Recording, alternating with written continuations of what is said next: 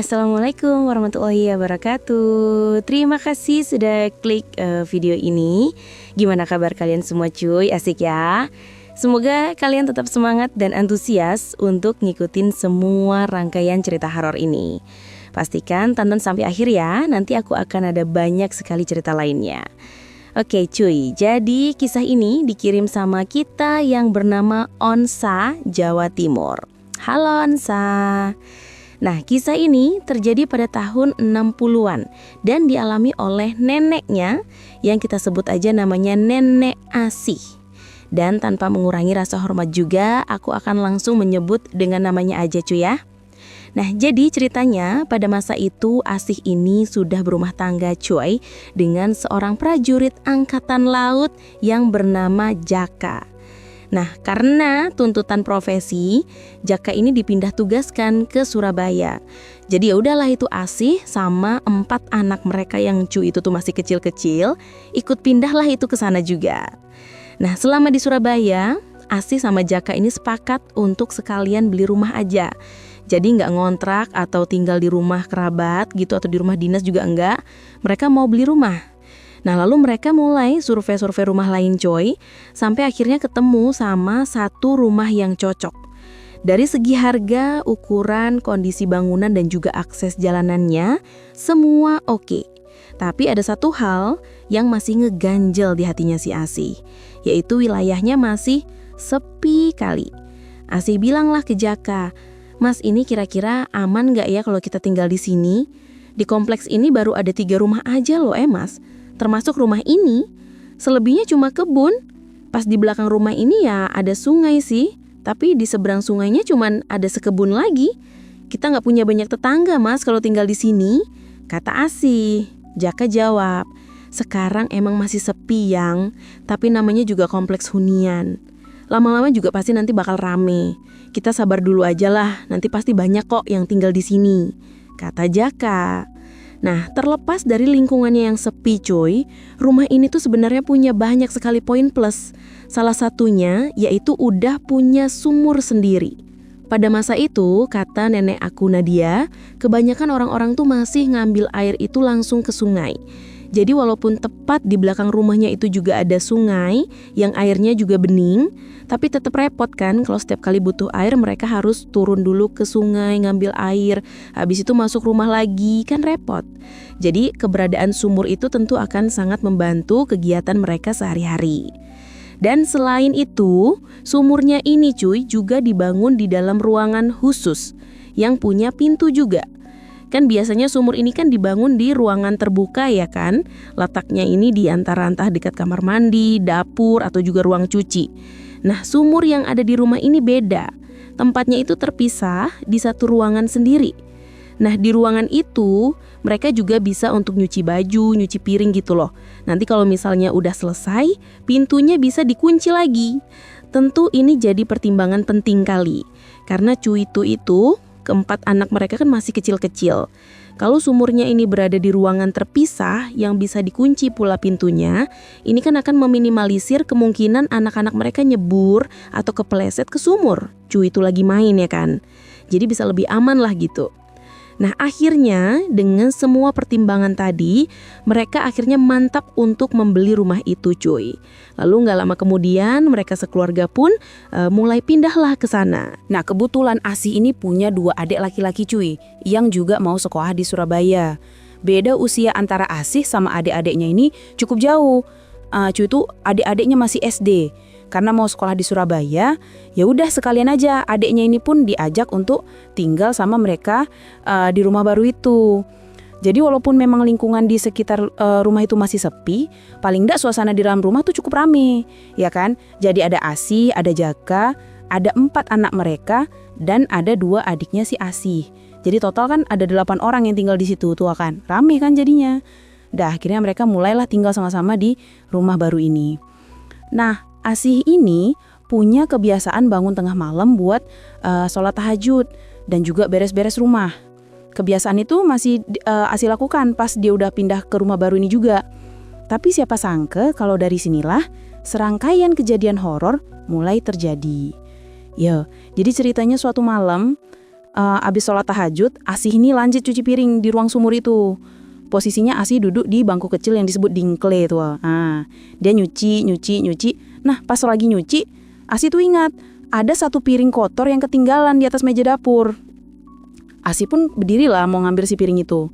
Tapi pas baru aja dia berdiri dan balik badan, dia ngerasa macam ada yang ngeliatin dia dari arah sumur. Pas di Asih nengok, dari siapa-siapa. Dia bilang, oh perasaan aku aja mungkin ya, kata si Asih. Dah, Asih lanjutlah jalan lagi. Tapi pas baru aja melangkah, lagi-lagi Asih ini ngerasa macam ada yang ngawasin dia dari belakang tuh. Di situ Asih nggak takut cuy, yang ada dia malah penasaran. Memang dasarnya si Asih ini orang pemberani juga. Nah terus tanpa nengok ke belakang, Asih ini berusaha untuk kayak ngintip dari ekor mata tuh. Dan samar-samar cuy itu ngintip dari ekor mata tuh, dia ngelihat ada sosok tinggi besar lagi duduk di sumur itu. Di atas sumur tuh lagi duduk. Dia nggak bisa ngelihat wajah sosok itu dengan jelas tapi Asih tahu nih ada orang yang duduk nih. Cuman pas Asih kebetulan ditengoknya langsung ke belakang, nggak ada sosok itu.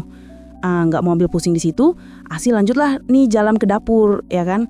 Nah lalu cuy tuh dia jalan lagi, samar-samar Asih dengar ada yang ngikutin langkah dia dari belakang, ya kan. Jangan ganggu toh, aku lo nggak gangguin kamu, kata si Asih kayak gitu. Dan abis dia ngomong itu, suasana langsung kerasa normal lagi. Setelah dia ngomong itu kayak nggak ada lagi cuy yang ngawasin dia atau ngikutin dia lagi. Betulan macam hilang gitu. Dah Asih langsung ambil piringnya tadi dan lanjut cuci piring kayak biasa. Besok harinya pas langit udah terang nih, semua orang di rumah pun mulai beraktivitas lah ya kan. Seperti biasa kegiatan Asih setiap pagi adalah masak di dapur yang lokasinya memang dekat sama sumur. Jadi mau ke dapur tuh ada macam lorong. Ini lorong sumurnya, situ dapurnya gitu loh. Nah pas lagi masak itu tiba-tiba Asih ingat sama kejadian semalam. Yang tadi malam ngawasin aku tuh apa ya gitu mikirnya si Asih. Nah karena penasaran, Asih iseng. Masuklah dia ke ruang sumur di sebelah itu untuk ngecek keadaan di sana. Nah pas pintu itu dibuka, ya udah ruangan kayak biasa aja. Asih balik lagi ke dapur. Tapi di tengah jalan Asih dengar ada laki-laki ngomong. Lapo, api kenalan tah, kata dia gitu. Ya Allah, suara itu kedengar jelas sekali kata nenek aku Nat dan ngerasanya dari ruangan sumur. Asih buru-buru balik lagi ke sana. Tapi kali ini Asih nggak ngebuka pintunya, nggak. Asih cuman bilang dari luar, nggak usah bercanda ya. Nggak apa-apa kalau kamu mau tinggal di situ, tapi jangan pernah nampakin diri kamu di depan keluargaku, kata si Asih. Dan sosok itu dia nggak jawab apa-apa lagi. Pergi lagi si Asih. Nah, setelah ditegol sama si Asih, sosok itu memang gak gangguin lagi. Suasana di rumah itu juga terasa aman-aman aja lah beberapa hari ke depan. Tapi ternyata selang beberapa bulan kemudian, gangguan yang lebih ekstrim terjadi lagi di rumah. Jadi ceritanya cuy, waktu itu Mas Jaka ini udah 2 bulan gak pulang ke rumah karena urusan kerjaan dia. Dinas. Asih nggak tahu kapan Jaka ini pulang karena semua tergantung sama kerjaannya udah selesai apa belum gitu. Nah lalu suatu hari datanglah surat cuy dari Jaka yang bilang kalau ternyata kerjaannya udah selesai dan Jaka akan pulang beberapa hari lagi. Seneng lah si Asih di situ kan, dia udah kangen kali tuh ketemu sama lakinya. Nah karena pada masa itu komunikasi masih susah cuy waktu itu, cuman bisa kirim-kirim surat aja.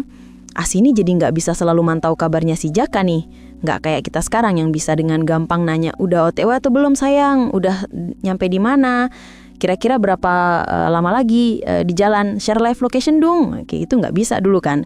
Dulu nggak bisa. Pokoknya yang Asih tahu cuy waktu itu cuman sebatas beberapa hari lagi suami aku bakal nyampe di rumah. Udah itu aja. Asih pun cuman bisa ya udah nunggu dengan sabar aja.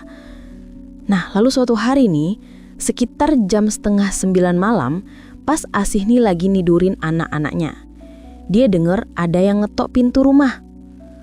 Assalamualaikum ini mas gitu. Dengar itu seneng lah si Asih ya kan. Ini laki aku pulang. Dia bergegas keluar rumah untuk menyambut si suaminya ini pulang. Sebenarnya waktu kepulangan Jaka di waktu itu lebih cepat dari yang Asih perkirakan. Tapi karena memang dia udah kepalang rindu kali, jadi Asih nggak mikir aneh-aneh. Oh mungkin jadwal pulangnya emang dimajuin kali ya gitu pikirnya si Asih. Pas dibuka pintu, betulan Jaka yang datang. Nah, Jaka langsung diajak masuk. Dia duduklah di ruang tamu. Sementara Asi langsung menyiapkan makan malam.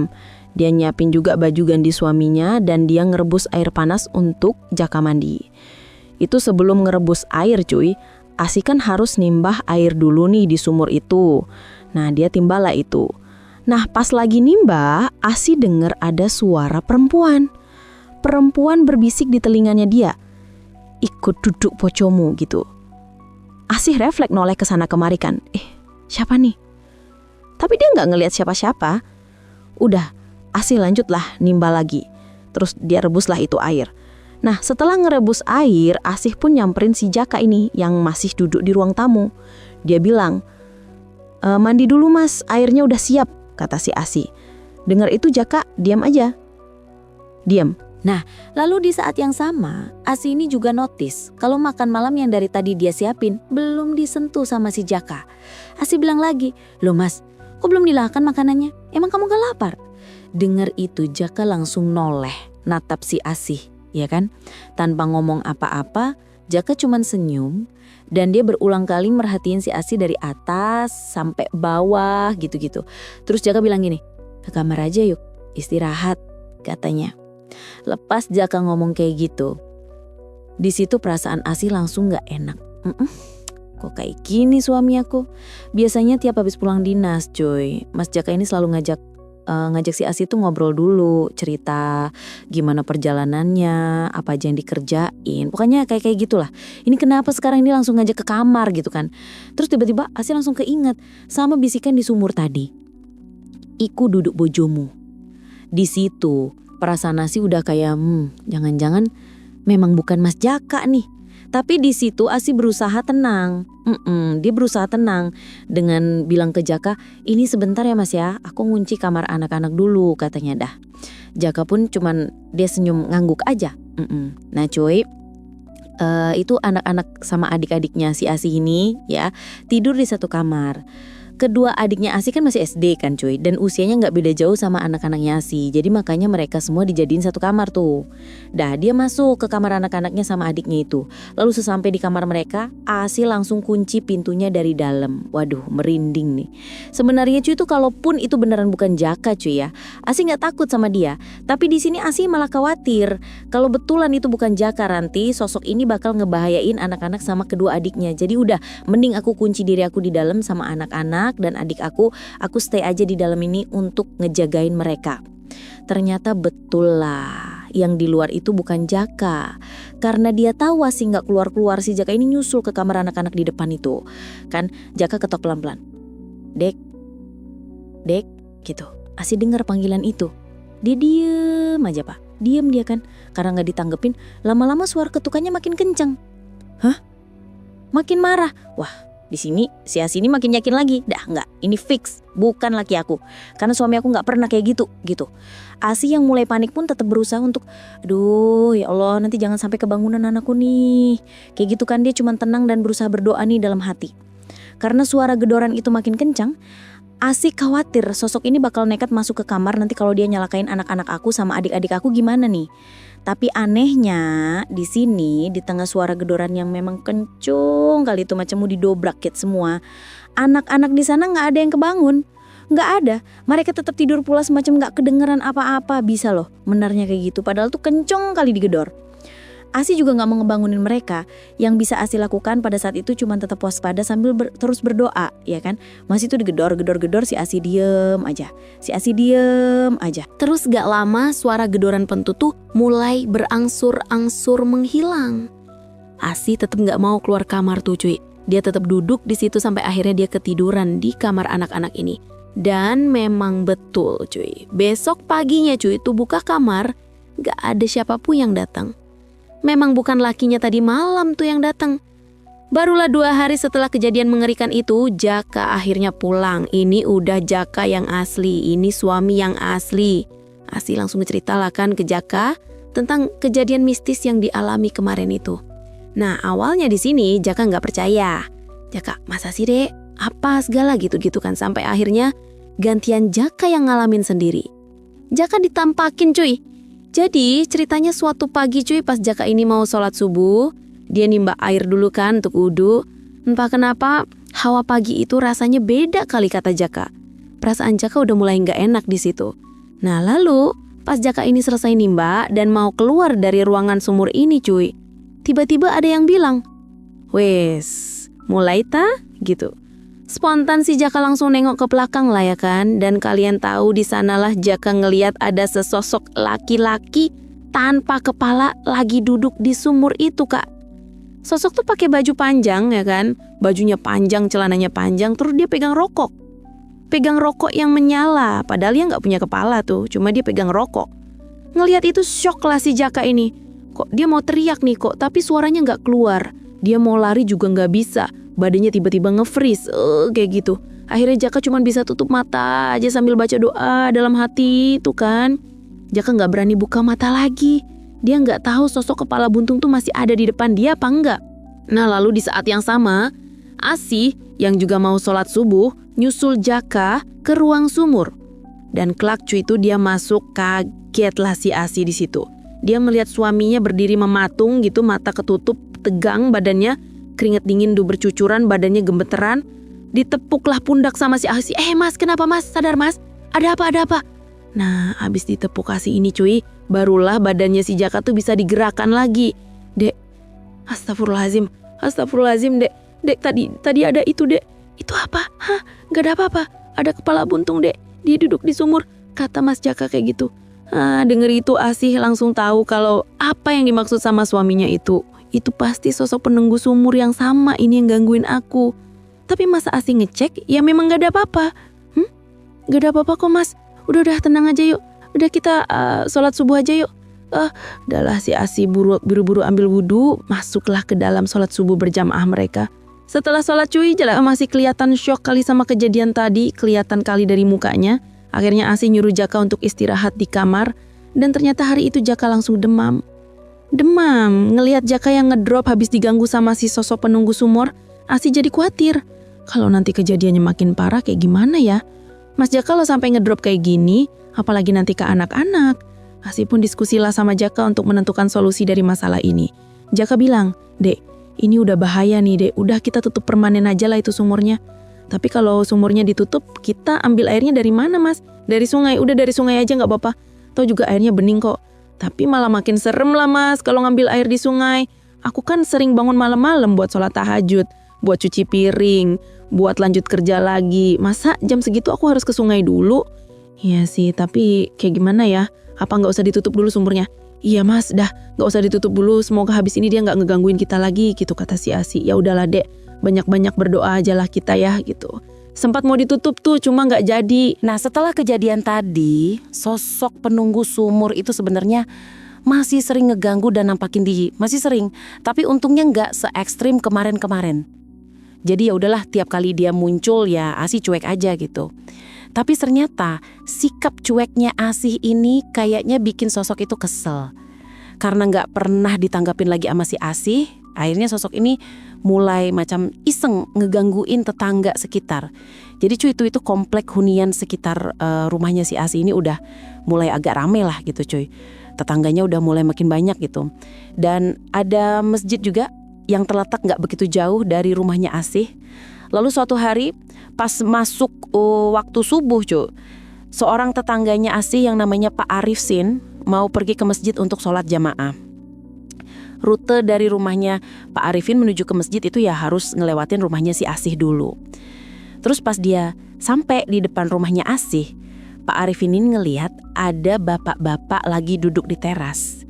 Nah karena masih gelap dan masih minim penerangan cuy waktu itu, si bapak yang duduk di teras ini gak kelihatan jelas siapa gitu. Pak Arifin kira itu Jaka. Disapalah sama Pak Arifin kan, "Monggo Pak Jaka." Terus orang ini jawab, "Mau kemana?" "Mampir sini dulu," katanya ya. Nah pas Pak Arifin mau ngejawab si bapak ini yang lagi duduk ini tiba-tiba macam dia bangun jalan cepet gitu loh. Jalan cepat, kalian bayangin dia jalan cepat nyamperin si bapak ini. Nah pas jaraknya udah mau makin deket sama Pak Arifin, barulah kelihatan kalau si bapak itu bukan Jaka, melainkan sosok laki-laki, kakinya pincang, gak punya kepala, terus pegang rokok di tangannya. Itu sosok penunggu kemarin tuh pindah ke teras dia rupanya cuy. Detik itu juga Pak Arif langsung, wah dia langsung lari terbirit-birit ke masjid. Untung di masjid udah ada beberapa jamaah yang datang ya kan. Pas mereka tengok Pak Arifin datang muka pucet, ngos-ngosan napasnya gitu. Ditanyalah, Pak ada apa Pak? Tenang, tarik napas dong, kenapa itu? Di rumahnya Jaka kenapa ya? Ada apa? Rumahnya Jaka ada setan kepala buntung Pak. Langsung heboh lah mereka semua di situ Pak. Dalam waktu singkat tentang Pak Arifin yang dicegat sama setan kepala buntung di depan rumahnya si Asih. Siapa ini? Rumahnya si Asih langsung nyebar kemana-mana dekat kompleks itu. Nah pas cerita itu sampai ke telinganya Asih dan Jaka, mereka jadi makin was-was. Aduh Pak, masih ada dia Pak. Kita harus kayak gimana sekarang? Gangguannya makin meluas. Ini si sosok itu udah berani pindah ke teras loh Pak, buat ngegangguin tetangga pula. Bahaya nih Pak kalau dibiarin terus. Nah setelah dipikir baik-baik, solusi yang mereka pilih adalah ngebangun kamar mandi lagi cuy. Jadi di rumah mereka ini jadi ada 2 kamar mandi. Setiap pagi semua bak mandi dan juga ember yang ada di kamar mandi baru ini akan diisi penuh sama air. Dan itu akan menjadi stok air mereka yang akan mereka pakai seharian. Nanti kalau misalnya udah penuh, pintu ruang sumur bakal dikunci. Pokoknya ruang sumur itu cuma boleh dibuka waktu pagi aja untuk ngisi air di kamar mandi baru. Selebihnya harus dikunci, harus ditutup rapat. Dicoba pakai cara itu kan awalnya berhasil memang. Selama beberapa bulannya mereda. Si sosok kepala buntung itu gak pernah nampakin diri lagi. Tapi suatu hari Asih ini lupa gak ngunci pintu ruangan sumurnya. Lupa nih ya. Datang lagi gangguannya. Dan kali ini yang diganggu adalah salah satu adiknya Asih. Ya, jadi malam itu dia mau ke kamar mandi, mau pipis. Tapi pas dia ngelewatin ruang sumur, adiknya ini malah dicegat sama sosok tinggi besar, warnanya hitam, badannya berbulu lebat, kukunya panjang-panjang, matanya bulat merah menyala. Ya kan? Nah, ngelihat penampakan itu, adiknya sih langsung ngalamin apa yang kemarin Jaka alamin. Dia mau teriak suaranya gak keluar. Dia mau berlari badannya nge-freeze. Terus keringat dingin bercucuran, badannya gemeter. Dan sama juga, dia cuman bisa merem sambil berdoa. Untungnya Asih kebetulan lewat cuy. Dia belum tidur dan dia ngelihat adiknya sama kayak Jaka kemarin tuh mau matung di depan ruang sumur. Asih langsung macam digebram pintu tuh, macam marah dia kan. Langsung dipeluknya adiknya serat mungkin. Terus dia bisa ngerasa sekujur tubuh adiknya dingin kali. Bahkan butuh waktu cuy itu beberapa menit. Kalau Jaka kan langsung sadar gitu kan. Enggak, adiknya sampai butuh waktu itu sampai badan adiknya bisa digerakin lagi. Terus dicoba ditenangkan. Barulah adik bilang, ada genderuwo tadi mbak, ada genderuwo gitu. Udah kamu tenang, udah gak ada kok, udah hilang gitu kata si Asih. Nah pas denger cerita dari adiknya ini, sebenarnya Asih juga heran. Kok tumben kali yang muncul malah genderuwo, ya kan? Biasanya kan kepala buntung ya. Apa jangan-jangan genderuwo ini jelmaan dari kepala buntung ini? Tapi nggak tahu tuh. Asih nggak tahu pasti siapa sosok itu sebenarnya. Cuman yang jelas kejadian ini bikin Asih yakin untuk mengambil solusi pamungkas, yaitu bukan cuma sekedar kunci pintu ruangannya aja, tapi tutup sumurnya secara permanen. Adeknya ada ditampakin, ya kan? Tanpa buang waktu lagi, Asih pun langsung nyari tukang dan beli semua material yang dibutuhkan untuk nutup si sumur itu. Cuiti gantinya, Asih langsung beralih ke pompa air. Lalu tepat malam hari sebelum sumurnya itu ditutup cuy, Asih tiba-tiba dimimpiin sesuatu. Ya di dalam mimpinya Asih ini ketemu sama seorang laki-laki yang wajahnya ganteng kali cuy. Ganteng katanya. Kayaknya dia bukan sepenuhnya keturunan orang Indonesia kata nenek aku. Jadi macam ada darah campuran gitulah. Dan katanya dia suka kali ngerokok. Pokoknya ngerokok terus gitu. Nah si laki-laki itu gak banyak cerita. Dia gak banyak cerita, tapi yang paling Asih ingat adalah si laki-laki ini bilang, aku bukan orang sembarangan. Aku cuma bisa mati kalau kepalaku dipenggal dan badanku dikubur terpisah. Aku udah lama tinggal di sini karena badanku dikubur di dekat sini, sedangkan kepalaku dikubur di tempat lain yang jauh kali dari sini. Itu katanya langsung terbangun si Asih dari mimpinya kan. Walaupun sosok itu nggak ngejelasin secara detail siapa dia sebenarnya gitu, tapi paling nggak sekarang Asih tahu kenapa dia selalu nampakin dirinya di sekitar subuh. Ternyata badannya emang dikubur di situ cuy. Dan kenapa kepalanya itu buntung? Karena dia meninggal dengan cara dipenggal kepalanya. Nah setelah tahu cerita tentang si sosok penunggu sumur itu, Asih pun langsung ngedoain dia. Ngedoain si sosok ini semoga udah kok tenang aja di alam sana gitu loh. Gak ada juga keinginan dalam benak nenek aku untuk nyari di mana kuburannya. Nah dia kalau badannya memang udah dikubur di sekitar sumur tuh ya udahlah biarin aja lah. Yang penting dia jangan ganggu lagi. Lalu sesuai dengan rencana awal tadi, Asih tetap nutup sumur itu secara permanen. Dan setelah sumur itu ditutup, keadaan pun berangsur-angsur normal. Si sosok laki-laki kepala buntung itu udah gak pernah muncul lagi kata nenek aku. Nah dia Asih sama keluarganya pun bisa tinggal nyaman di rumah itu. Oke cuy, jadi itu tadi pengalaman horor Dede Almi sama nenek Asih selama tinggal di rumah baru. Ini sedikit tambahan informasi aja cuy ya. Kakak Unsa atau yang ngirimin cerita ini bilang kalau kakek Jaka sudah meninggal sejak tahun 2000-an. Sedangkan nenek Asih meninggal 2 tahun yang lalu di tahun 2023 kemarin. Kita doakan sama-sama, semoga kakek Jaka dan juga nenek Asih mendapatkan tempat terbaik di sisi Allah Subhanahu wa Ta'ala cuy ya. Dan by the way, rumah yang aku ceritakan ini masih ada cuy. Sekarang rumah itu ditempatin sama anak bungsunya nenek Asih atau omnya Owan. Kita doakan juga semoga Owan, omnya, dan semua keluarganya Ozan selalu berada di dalam lindungan Allah juga cuy ya. Ya semoga mereka dan kita semua selalu terhindar dari bahaya dan juga dari gangguan-gangguan horor seperti itu. Terima kasih banyak Ozan sudah berbagi cerita ke kita semua. Dan kalau kalian juga pengen berbagi kisah horornya boleh. Terima kasih banyak yang sudah menonton. Kalau kalian suka video ini, klik like-nya. Jangan lupa komen di bawah. Dan jangan lupa nyalain notifikasinya supaya kalian tahu kalau aku upload video baru. And as always, jangan lupa untuk klik tombol subscribe supaya kalian sama-sama tahu informasi menarik dan menegangkan dari channel ini. See you next video. Bye!